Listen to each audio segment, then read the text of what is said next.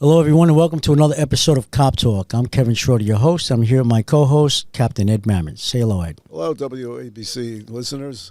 Today's guest is prominent, and I worked for his father, who was a wonderful guy and who I love. So today's guest is Greg Kelly. Greg Kelly has a show here on WABC Radio from 1 to 3 p.m. Monday through Friday. So I'm sure you're already listening to it, but if you haven't listened yet, be sure to listen. Greg, welcome. Thank you, Kevin. Ed, great to be with you. Wow. Fire away. Okay, here we go. He's in the hot seat. So, Greg, why don't you tell everyone a little bit about your background, where you grew up, where you went to school, and how you got into journalism? Sure. Thank you for the question. I grew up in the suburbs of New York City on Long Island, Garden City. My father, Ray Kelly, his wife, Veronica, and my big brother, Jim. We lived in Baldwin, and then we moved to Garden City. Great family life, just lots of laughs and adventure. I would see my dad go off for his Marine Corp duty, and I thought that was the coolest thing in the world, and kind of wanted to be a Marine like him. And I pursued that in college, became affiliated with Officer Candidate School, and I also at college dabbled in the radio station. More than dabbled, I had a full-time job at the radio station, part-time actually. Every morning I was doing the news, very early in the morning. I was intrigued by journalism, and I thought about doing it right after college. But there was something about it that seemed premature. You know, some 22-year-old going around asking public officials questions. I mean, what do you know when you're 22, right out of school? Not that much. I thought it was important to do something else, so I was in the Marine Corps for 9 years active duty. I stayed in for another dozen in the reserves. I was a pilot, flew Harriers. And then I left the service in 2000 and went back to my old idea about pursuing media. My brother suggested it. I think I could do that. I think I would enjoy that. And I sent resumes all over the country. It took about 6 months to find my first job. And I found a really great job anchoring the news and reporting on the news in Binghamton, New York. And morning anchor, and then I would go out and report for the evening show. It was a great setup. My first job, morning anchor, right? But my co-host was a college junior, all right? So this is a pretty small station, and I don't want to say they'd hire anybody, but it was a very good station, and I'm very, very grateful for that break. It was, in a way, my first big break. You go to Fordham University? I went to Fordham, majored in political science. Okay, yeah. My son Kevin went to Fordham as well. Great school. Yeah. Great school. Captain? When you were growing up, you played the drums, correct? My dad played the drums. I know your dad a lot. played the drums. I mean, I'd go down there and bang on them. I didn't know what I was doing. I certainly never played the drums, but they were in the house. My dad would go down and play the drums, maybe not that often, but a couple times a month. No matter where you were in the house, he's at it again. Bam, bam, bam, bam, bam. He has great rhythm, a great beat, and is good at playing the drums. I picked up the saxophone in, school, the marching band and all that stuff. I played the saxophone, alto and tenor, and I wasn't particularly serious about it, but maybe for a little while I was. But, there was music in the house. My dad had and mom, just loved music, and especially in the 70s and 80s, there was great music, all genres. And I remember that song, I forgot who, is it Kenny Loggins or Your Mama Don't Dance and Your Daddy Don't Rock and Roll? You ever hear that song? No. Mama Don't Dance and Your Daddy. Absolutely. I remember it made no sense to me because my mom danced and my dad, was totally cool and playing the drums. So anyway, great times growing up. Your mom was a member of the Coast Guard, right? She was. She became basically a senior enlisted person right off the bat after going through boot camp and this special program. They needed, I think, administrative officers, secretaries, and she qualified. She had to go to boot camp in Yorktown and became a chief petty officer, third class. I forgot what it was. But she'd go off for her weekends of service, often Governor's Island or Yorktown, Virginia, and go away for 2 weeks a year as well. She fired M16s in, boot camp. I mean, it's not Marine Corp boot camp, but it is, a semblance of boot camp, and we're very proud of her. My parents made a quite a team. You know, when I first met her, I said, what a startling resemblance between her and Joanne Woodward, the actress. You recall her? Joanne Woodward. She's married to Paul Newman, wife. right? Yeah. Why? What did Paul say about that? You know, what's the secret to your longevity or something like that? You've always been faithful. And he said, why go out for hamburger when you have steak at home? You ever hear that one? This is something he said. It sounded very okay.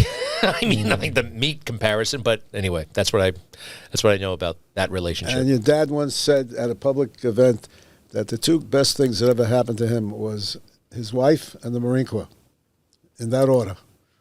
Interesting.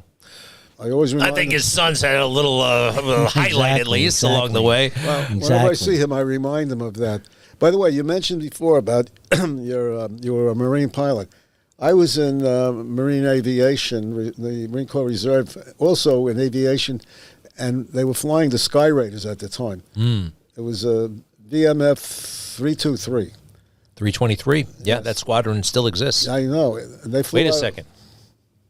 Is that the Snakes, the Rattlers, Yes. Death Rattlers? Yes. I was in that squadron. Really? For about 2 weeks. Well, when Floyd Bennett Field was the Naval Air Station, they flew out of there. So Wow. Yeah, I was stashed there. It's like a temporary assignment for 2 weeks in the summer of 1992. How about that? I'm going back to 1956, 57. Wow. What about, you also flew in Iraq, right? I flew over Iraq in the late 90s, enforcing the no-fly zone. The United Nations, after the first Gulf War, imposed a southern and northern no-fly zone over Iraq, and no Iraqi aircraft could launch. And we patrolled the southern portion of Iraq, 98. It was pretty benign, to be honest. It was. Technically, letter of the law. I think it's logged as a combat mission, but I didn't shoot anybody at anybody. Nobody shot at me. It was, wow, we're over Iraq. You know what I mean? But it was a fairly, in a way, routine mission. Yeah. But yeah, I deployed to the Persian Gulf. Did a lot of flying in Kuwait, over Persian Gulf, Jordan, the rest of it, and very intense flying. Actually, the training flying. The training flying was more intense than the actual operational stuff. Weren't you also involved in a crash? Yes, I was in a mishap in 1999. It's not the greatest day of my life. It's kind of like, I would say, when an officer shoots somebody. It's that level of incident. And it gets investigated, and you're put on desk duty for a little while, and that kind of thing. And it's a stressful time. But I survived the crash. Obviously, I did have somewhat of a mild injury, probably more severe than I realized. I say mild now. A traumatic brain injury, a mild traumatic brain injury, TBI. That's the first time I ever heard that. I had a concussion, and so it took me a couple of months to get back in the cockpit, a couple of months to get the clean bill of health. But I did. And, that was an experience. Was it a fact that you couldn't be found for a few days? No, I think it was a couple. That's not the case. I was found probably in a half hour. I thought you were missing for a couple of days. I think what you're getting at, my dad tells this story that my helmet was missing. I got a concussion, and they couldn't find the helmet for a couple of days. Oh, yeah. But I know he was very stressed over that, like any father would be. Yeah, no, it was an interesting time, and my dad actually, and I believe he's talked about this, had open heart surgery right around the same time. I remember that. Yeah, so a lot of things were kind of occurring. Yeah. Well, unfortunately, I've never been in the military, but thank you both for your service.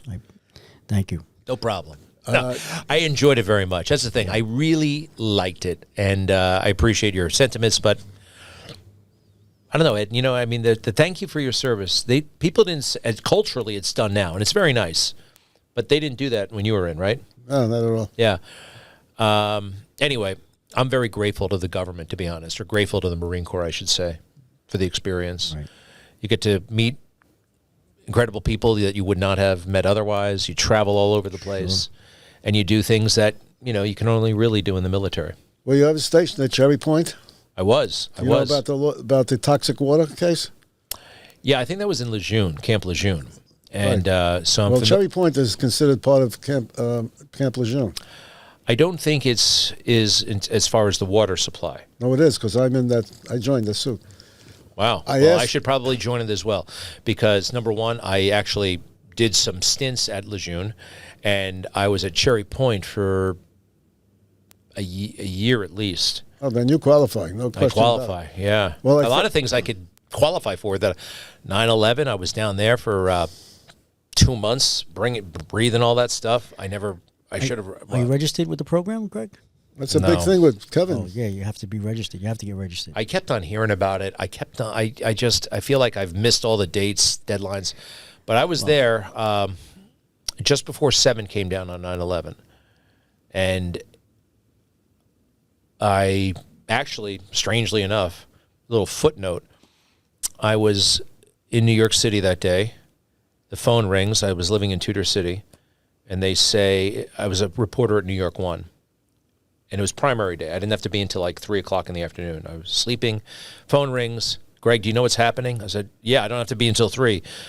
No. The planes have hit the World Trade Center. Come in right away. And I put the phone down. And I looked to the south. My apartment faced south. And I saw the smoke. Turned on the TV. And one of the buildings was coming down. I remember yelling. And then I remember thinking 2 things. We're at war. And nothing will ever be the same. And running out the house, hailing a cab, but it was borderline chaos in the streets. You know what I mean? It was like, I don't even think I paid the cab driver. Not that it was like, you know what I mean? We were just so swept up in what had happened. And it was like, nobody was thinking along those lines. It was just, I get to the station, I get a camera, they tell me to go to Beekman Downtown Hospital. And I go down there, and nothing's happening, right? At this point, the towers are down. We're awaiting the big casualty arrival, which never happens. So we're like, well, what do we do? And my cameraman, this is sometime in the afternoon, I had a cameraman that day, which is unusual for New York 1. I actually had 2. Said, let's see how close we can get to the site. So we leave the hospital and we try to go west, and we can't get past Broadway. The police are there, and they say you can't come through. So I figured we could get through sooner or later. So we try again. We come back 1 block, go south, try again to cross Broadway. Didn't work. We do it again, and then it was a National Guard troop, and he looks at my press pass, which I showed him, and on the press pass it says NYPD at the top, right? Somehow this guy thought maybe we're law enforcement. I did not say we're law enforcement, right? But I just presented it to him, and he said NYPD, okay, and he lets us go through. And then we walk another, not far, 2 blocks, and right by that Trinity Cemetery where Alexander Hamilton is, and the Millennium Hotel, and then I'm at Church and Cortlandt Street, which is the address of the World Trade Center. It's like nuclear winter. I'd never seen anything like it. And it was almost quiet. There was an alarm that kept, but other than that, it was quiet. And it wasn't like there were 5,000, people responding. There were like 2 firefighters on a corner. It was just like, where do you even begin? What's the first move? It was very desolate. And I called the desk with a cell phone. I said, listen, I'm here. I knew we couldn't go live. We had cameras, but I couldn't go live. And they were like, well, where are you? I said, I'm at Church and Cortlandt Street. I'm right in the middle. Well, what do you mean you're in the middle? Where are you? I said, Church and Cortlandt. I'm like exactly where the World Trade Center is. It's like, no, I don't understand. Where are you? I said, I'm telling you, I'm in the middle. This is like ground zero. I am at ground zero for this thing. Now, I did not recognize it at the time, obviously. But apparently I'm the first person to use that term, ground zero, for that spot. In that, not that I invented the terms from the atomic age, but I had used the term a week prior on television to describe the mayor's race. All the candidates had been on the steps of City Hall within like 10 minutes of each other. It was like, oh, well, the mayor's race, City Hall is ground zero in the mayor's race today, because they were all there, which is unusual. 7 candidates having, events on the steps within like 20 minutes of each other. And it's a military term, and I said it. And then, so that. And 7 came down just while I was there. You couldn't see it. You heard this roar. You could not see it. And we started running, not knowing exactly what we were running from. And then it stopped. And I said, okay, let's go back. My crew was pretty freaked out at that point. I thought, danger. It doesn't seem that dangerous. You know what I mean? Like, okay, we're on solid ground. What could go wrong? They were right. I was wrong. There's glass hanging all over the place. We probably shouldn't have been there, but I was. And there's a photograph of me and some video in that spot on that day. Well, we're going to get you signed up in the World Health Program. Right after the show. That would be great, actually. Thank you. I want to get you signed up for the Camp Lejeune toxic water.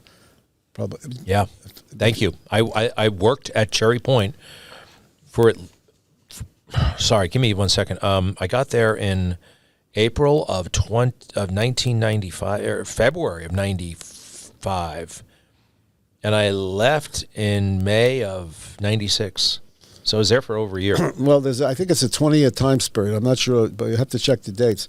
But getting back to things more local, what do you think of what's going on today with the police department? Well, it's a real shame. The whole national discourse about police and the local fraud that was perpetrated by a lot of folks, media, but especially Bill de Blasio and his successor, Eric Adams, especially de Blasio.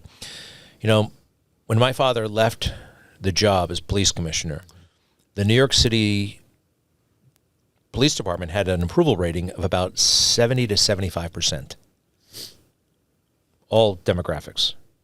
Incredibly popular organization. My father's personal approval rating as the police commissioner, having been there for 12 years. I was just going to say that, 12 years. It's like 75%. It was astounding.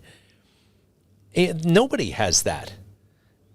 He was extraordinarily good at his job. Just the right man, magnificent at his job. And that department was well led, well trained, well managed. And crime was effectively fought, terrorism, and you'll notice if you go back and look, the 2002, January 1st, 2002 to December 31st, 2013, race relations in this city were, I think you could use the word harmonious. We had come such a long way. There's so many things I love about Rudy Giuliani, all right? But, let's face it, there were times where he didn't necessarily say things. He said things that, made people upset, right? Especially along the lines of race. And there were some episodes that heightened racial tension. No mayor is perfect. I mentioned this to Rudy himself. One day Rudy, I hope, receives the Presidential Medal of Freedom because he deserves it for his contributions then, but even more so what he's done for this country since he left that job. So I want to be clear here. I'm not denigrating Rudy Giuliani, but my dad did an amazing job, and so did the department. And then for de Blasio to become mayor in a Democrat primary, he had to do a couple of things, 3 things. First, he had to pretend the police department was broken, pretend that it was racist, pretend that it was all these things. And you could get away with it in New York City running for a primary because he's talking to like 60,000 people can actually make you the mayor. It's crazy. If you're running in a primary, which, oh, by the way, I think is now on the last day of school. They don't want anybody showing up for that primary. Eric Adams, in a city of 8 million people, got, I think, like 200,000 votes. And that made him the mayor? Are you kidding me? In the greatest city in the world? So de Blasio lies to radicals and to a lesser extent, the New York Times, people like that who are like ready to turn the page. And, you know, journalism had become what you read on your phone, you know, what you read on your phone. And people are not experiencing things anymore. People are going into their silos. So he pretended that the department was broken, and then he gets the job, and then he pretends to fix what wasn't broken, right? And then he actually manages to break it. He actually manages to basically break it. And you know what happened with Black Lives Matter and all that nonsense? Yes. I mean, the lies that have been told and just brought this country so far back, it's terrible. And it's man-made for political reasons. You know, your father did such a great job during those 12 years that I stopped carrying my pistol off duty. The city was so safe. Yeah. I didn't worry about it. Now it's just the opposite. And, and another thing, one of his major events, he would go to black churches, and he really smoothed over relations. So it was a wonderful 12 years under him. I don't think we'll ever see that again. Well, certainly not anytime soon. We will be shortly on our 7th police commissioner since he left. 7 in less than 11 years. And under Adams, it's 3 in 3 years. Yeah, well, actually, he'll be on his 4th soon. Right. Exactly. And I wanted to bring out the fact that, what do you think of the commissioner resigning? Do you think he was forced to resign because his statement was he was doing it for the good of the department? I don't believe that. Well, I met Ed Caban, Commissioner Caban, once. Seemed like a very nice person. I have no personal knowledge of the case. I will say this, and I feel comfortable in saying it, because I think Caban was ill-served by Adams. He picked somebody who was not qualified for that job. Correct. He picked a buddy, a crony, if you will, from the middle of the department. You just don't do that. It is a big, complex organization, 30,000 cops, 20,000 civilian employees, something like that. You know, it is a massive bureaucracy in many ways, and you got to know what you're doing. He did not have the administrative chops, the law enforcement chops, the political skill, but he put his buddy in charge. And now I want to say this, though, too, about his situation.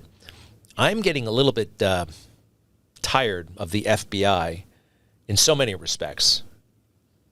But this publicly taking people's phones, right, and then nothing coming of it for 6 months, a year, 2 years, and then they arrest you, maybe. I mean, it's a form of harassment. I don't think that's professional. I don't think it's ethical, you know. Arrest him or not arrest him. I don't know. I think there's something really crummy about that. And I would not put it past the Biden administration. You know, maybe there's some silly beef, you know, with the Adams administration on immigration or something like that. Not that Adams deserves any credit for anything.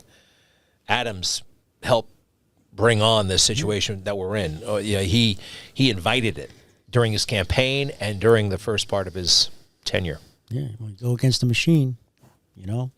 If you go against the Democratic machine, you know. But he never really went against the Democratic machine. That's what I point out. I mean, the Democrat machine, the Democrats said sanctuary cities. They were all over that, right? Mm-hmm.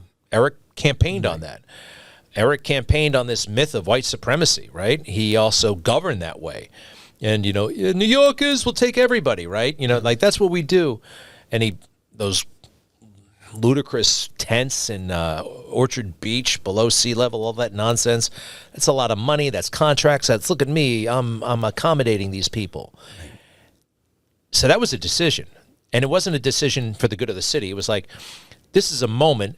How can I get on television tonight? That's what that's as deep as this guy is. There's nothing going on with him. Zero.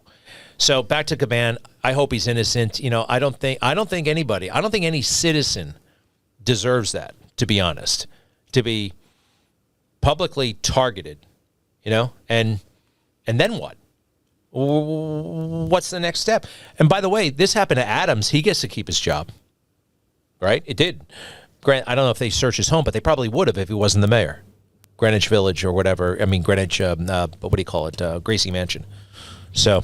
Well, he doesn't live there. He probably lives in New Jersey. Well, if I were him, I'd I take the mansion. I have a feeling he's finally. You can't forget. You can't forget, and I don't understand why people can't say it during the campaign. I have a theory as to why you can't say it, but he gets caught living in New Jersey. Eric Adams is running for mayor, gets caught living in New Jersey. It's a minor story, right? It's like a day and a half story. And quite frankly, one of the reasons why it didn't become a bigger story is because of identity politics.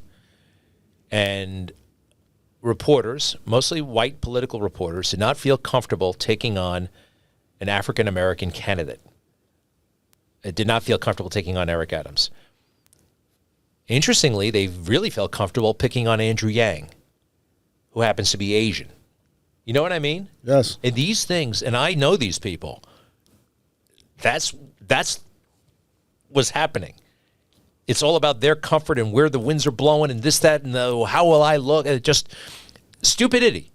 Absolute corruption. It's ludicrous. I don't think anybody should be judged on what they can't control. Their ethnicity, their skin, quite frankly, their orientation, a lot of things. But, I will tell you, a couple of years ago, I started to feel the sting of being judged on the things that I can't control. And you could say I don't know. It was a real wake-up call. You can judge me on a lot of things, but not this stuff. My character, or if you think lack thereof, or ability or lack thereof, fine. But to just walk in the door as a white male and have that be a negative, I'm not going to tolerate that. I'm just not going to tolerate that. Granted, when they say we're not hiring, you got to tolerate that. But I'll leave it at that. Getting on to another area, the protests, the anti-Semitic protests, pro-Hamas. And I know that your wife is Jewish because I've met her. And I would think that there's a connection to your family about that. It disturbs me very much. I have family in Israel, and every Israeli has suffered because it's such a small country. Everybody knows everybody. In fact, 2 of my grandchildren are there. One's in medical school, and one joined the Army. Dual citizenship, he's in the IDF. Can you give us your opinion about these protests? Well, they're disgusting. Depraved, ignorant people. I'll be generous if they're ignorant, or they're just evil. To be running around, October 7th, what happened on October 7th, what continues to happen, they're holding hostage children still. And you have people in this country siding with their captors. It's unthinkable, but it's happening. And it's, my God, for somebody like Joe Biden, for campaign and his presidency, hate has no quarter. Hate. It's just a code word for Trump, For him to tolerate all this stuff, there's no serious pushback. White supremacy in America is a myth. It is a myth. Anti-Semitism is everywhere. It's alive and well. What is 90% of the conversation? White supremacy? Even that has finally died down because they know it's a myth. Now, by the way, white supremacy is ludicrous and stupid, okay? Anybody thinks they're better because of that stuff, and if they break the law, you can think that stuff, and if they break the law, that should be, they should be dealt with. But the anti-Semitism is everywhere, and it's astonishing that people are actually afraid and touchy about bringing it up, and how do we? So these are very, very, very strange times. And what's often overlooked is that some of the hostages are American citizens. True. In Theodore Roosevelt's time, he would have sent the Marine Corps in to rescue them. And if I were president today, I would use the Marine Corps in any way that they could help the IDF to get to those hostages. You said Theodore. You said Theodore Roosevelt. He may have. Franklin Roosevelt would not have. No, but Theodore Roosevelt. Oh, yeah, I know. But Franklin Roosevelt, some of the things that he let happen and how he let them happen. And so you were right. There are 6. Now, I think about that, and somebody asked me, so why aren't we hearing more about those Americans? I had to think about it for a moment. I think part of it is, well, they're dual citizens. You know what I mean? They were there prior. This does not make their plight any more tolerable. But I'm just wondering a little bit, why isn't there more? It wasn't like they were tourists who were captured, right? It wasn't like the American hostages, say, in Tehran, in Iran. But it all should be a bigger story. I have not done nearly enough myself. It's really, really bad. I just go back to October 7th, that they targeted women and children, and that sexual torture is part of their arsenal of weapons, techniques, tactics. And that we should be so almost oblivious to it sometimes. Well, I think about that creep on the subway car. He said, "Are there any Zionists here?" And he intimidated that guy. You know. I know. And that was terrible. I remember. I thought to myself what I would have done on that subway car. And I don't know the answer, to be honest. I mean, I'm not. It probably would not have been prudent to stand up. You know what I mean? It wouldn't be like, I just want to go home. You know what I mean? Is this the place to make a stand? I mean, no, seriously, do I want to get, like, it's very easy to say, I would stand up. You know what I mean? But, and there are times, I will tell you, like, I don't have to prove my bravery anymore. You know, I just have, I told you I flew over Iraq. I was also on the ground in Iraq as a correspondent. Yes, I remember that. Although, then again, you kind of have to prove your bravery if you're ever in a situation. It doesn't matter what you did yesterday or the day before. It's funny you mentioned that video. I looked at it. Nobody was being harmed, right? Nobody was being harmed. I mean, he was saying ugly, awful things, and it was an intimidation thing. But, you know, do I react and get into a conversation with somebody who comes through the subway car, you know, hello, everybody, my name is, and they tell me their tale of woe? I don't necessarily... You know, I pretend I don't see them, and I just... Now, there is a time and place to get involved in charity. And I always have my eyes open peripherally, to be honest, to see what is going on there. Sorry, but it's another topic. You know, Greg, last 2 months, 2 attempts on President Trump's life, 2 assassination attempts. What's your thoughts? Well... It's very, very scary right now where this country is. And when I say the country, I'm actually talking about Democrat political leaders. Maybe I shouldn't say the country. I'm talking about Joe Biden, Liz Cheney, Chuck Schumer, a guy named Judge Ludig, Michael Ludig, calls himself a conservative, but he was a star January 6th witness against Trump. These people have said, out loud, Donald Trump is a threat to democracy. He's a threat to the Constitution. Liz Cheney has said several times, he's a threat to the Constitution. Now, if you believe that, and Liz Cheney wrote a book called Oath and Honor, the oath that many officers take, military and officers of the country, is I will support and defend the Constitution against all enemies, foreign and domestic. I will support and defend the Constitution, which is great. But they have now whipped themselves up into this mindset that Donald Trump is a threat to the Constitution. Now, if you believe that and you took an oath, I think they are putting themselves in a position where they're basically authorizing, potentially even the government, to kill Donald Trump. Because, you know, well, people say, well, Donald Trump speaks, you know, pretty tough too. Nothing like this. Even the enemy of the people, right? Enemy of the people. Like, okay, the media are the enemy of the people, which I happen to agree with, okay? What is the remedy for that? The remedy is turning them off, turning away, alternative media, right? What do you do? Like there's no constitutional remedy for that, and we're not looking for one, right? It's a complaint. But there is a remedy, or actually a call to action. There's a duty. Support and defend the Constitution against all enemies, foreign and domestic.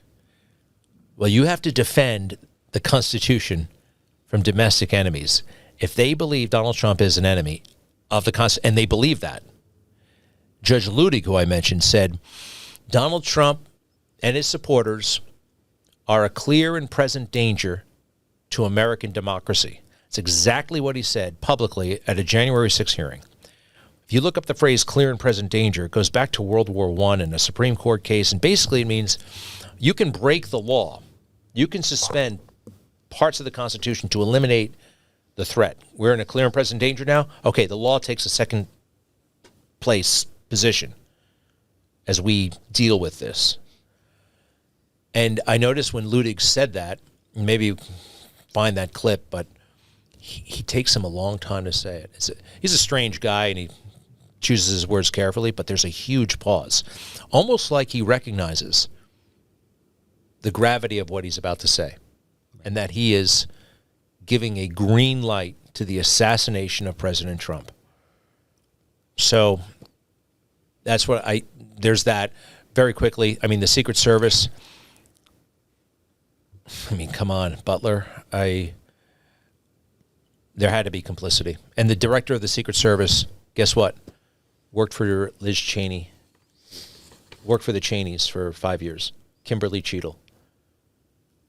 Did Dick Cheney and Liz Cheney sit her down one day and say, you know, you took an oath to support and defend the Constitution, right? You know what that means? I could totally see that happening. It's completely plausible. And then they'll say, well, somebody said, oh, conspiracy theories. Shut up about the conspiracy theories. Don't call my critical thinking that everybody should be kind of engaged in a conspiracy theory. That's their way out. Yeah. Well said. Greg, if you were mayor today, what would you do different? I'm sure a lot of things, but let's speak about a few. Well, I'd make an appointment with my dad, and we'd interview him for the police commissioner job. Right on. I like Just it. ask him, give him some, tell me about yourself. Yeah, exactly. Right on. You're hired. What makes you think that you could be a good police commissioner? Okay, Right. I'll get back to you. Yeah. We'll let you know. Exactly. Thanks for coming down. I would hire him immediately. I hear you. And I think you would have to also consider setting up a new incarceration facilities. You would have to start enforcing quality of life violations aggressively. You have to back the police in doing it. I mean, like we've never seen before. We'd also have to start ticketing bicycles. I agree with that one. And making sure that they're all licensed. I mean, maybe okay, you got the lanes here, all right? You're driving all over the street and you're going through intersections, you're going backwards, you're like, who are you people? I mean, now this is obviously far easier said than done, and there would be a massive pushback, but you know what? And probably violence. But you have to enforce the law. And there are laws right now that say you can't do the stuff that I want to enforce. You can't do it. I mean, so that's the first thing. Absolutely. Quality of life, aggressive quality of life enforcement like this city hasn't seen in a long time. I don't want it to be like that forever. And then I think you have to immediately start chartering planes and trying to get as many of the migrants out of the city as possible. And I think you turn to private donors to fund some of that because there would be problems and lawsuits immediately. And then, you know what? Sue us. Mm-hmm. Sue us. I'm not a big fan of Bill Bratton. And a lot of the things that he did, I remember, always an effort to avoid a lawsuit. Well, we could be sued. Okay, sue us. You know what I mean? We have lawyers too. Right. The other thing about him, he had a little playbook. You know, a little comes in. He's only been in New York for a grand total of I think 4.5 years. People think he was commissioner for longer. He wasn't. Come in, badmouth everything that happened before you were there, right? And then the media will be like, oh, wow, he's so upfront with us. He's so open and willing to criticize police. Yeah, no kidding. It's self-serving. It's all about him. He's trying to create his own legacy. Everything was screwed up. I came in and it just, anyway, that came to mind with this lawsuit thing. But he was very, very lax in many areas. One of the things was, well, we don't want to get sued. Oh, for instance, the aftermath of the Eric Garner case. Remember Eric Garner when they chose not to prosecute Officer Pantaleo? Yes. Yeah, Pantaleo, right. Bratton and de Blasio allowed the protesters to take over roads and bridges. You don't do that. You don't let that happen. It's a public menace. And he did. And you know why? Because he didn't want to be sued. You don't want the ACLU suing him? If the ACLU is not suing you, you're probably doing something wrong. That's right. And the city has about 700 lawyers to handle those cases. Oh, Greg, any ambition to run for mayor? I was flattering myself about a year ago, maybe longer, and thinking about it publicly, toying with the idea. But no, I can't do that for a number of reasons. I quite frankly think, though, that I could win an up or down vote, me versus Adams. With about a year and a half head start, I think I can win a fair fight. That was, to be honest, more than anything, I don't think it would be a fair election. I mean, with these unions and the ballots all over the place and how everything's been loosened up. And but if I thought I could win, I might have done it. But I don't think, and I do believe I could actually beat him, even me, with my Trump supporting nature. I think I could have beaten him in a citywide. Now, it would be tough as a Republican, obviously, but and I thought it's too bad we don't have that fusion party anymore. Not the fusion party, but the liberal party line. You know, Ray Harding and all that stuff. Remember? Right. Yes. Because the Republican brand in New York is something. You know, but so I have dismissed the idea. We want to. Well, keep us posted. Okay. No, you have a program starting in a little while, right? Oh, but I could go on talking about myself forever with you guys. Thank you very much. It's so nice to be able to chat. But one thing I'd like to point out, I think that with your background in terms of your father and the fact that you're a public figure and you're a reporter, you would be a great commissioner coming from the outside. No one can accuse you of having favoritism within the department. And, there have been commissioners from outside like McGuire and others who did a great job. And I think you would be a good candidate. So if Curtis becomes the mayor, I'm going to recommend to him that you be the police commissioner. Curtis Lieber. No, I don't think that's going to happen. But I'm not qualified for that job. And that's the thing. You want somebody qualified who knows the organization and won't be intimidated by the organization. You have to. If you have an agency to run, you got to run it, or the agency's going to run you. That's right. And you bring in an outsider, but by the time he or she figures out how the place runs, the term is done. over. Yeah, right. I mean, just and that was one of the many great things about my dad. He could hit the ground running, obviously. Sure. Captain? Well, you've been a great interview for us, and we really appreciate it. And I speak the world of your father. He's my idol. In all my years, my 40 years in the department, I have never seen such a good commissioner. And the great thing about him, he's the longest-serving commissioner in the history of the city of New York. Twice he was commissioner, and he did 12 years total, right? Well, actually, almost 14 if you add it all up. Right. 12 years under Bloomberg, and then the time under Dinkins, actually. Right. I think it was a year and a half under Dinkins. So anyway, we want to thank you very much for coming on the show. Thank you. And Kevin? I was promoted twice under your dad when he was the commissioner, second grade detective and first grade detective. So thank you and thank your dad for that. And first of all, thank you very much for spending some time with us. I know you're very busy. You have a show to record or actually go live in a few minutes. But thank you very much. Any last word, Greg, on anything? Real pleasure. Thank you very much. It is now, I know this will be viewed later, but it is September 16th, 2025.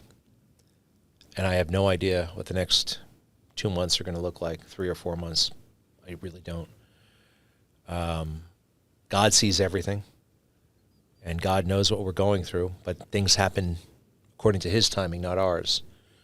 And if you read the Bible, Old Testament, New Testament, you know that it takes a long time sometimes for things to happen. You'll be in the wilderness for a while. I hope, pray that, you know, I'm married and I have 2 young daughters, 2 and 4. I would like to see stability and freedom going forward. And I feel like both are really, really at risk right now. So, having said that, I am optimistic. I just don't think I just can't see this country slipping away yet. I hope not. So, Captain? No, he's got to go. Well, Greg Kelly, thank you for being our guest today on Cop Talk. Folks, if you like what you hear, please subscribe to Cop Talk.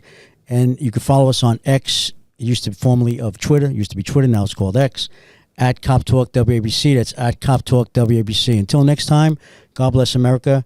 God bless law enforcement throughout the world. And God bless you. Till next time, be safe. Thank you.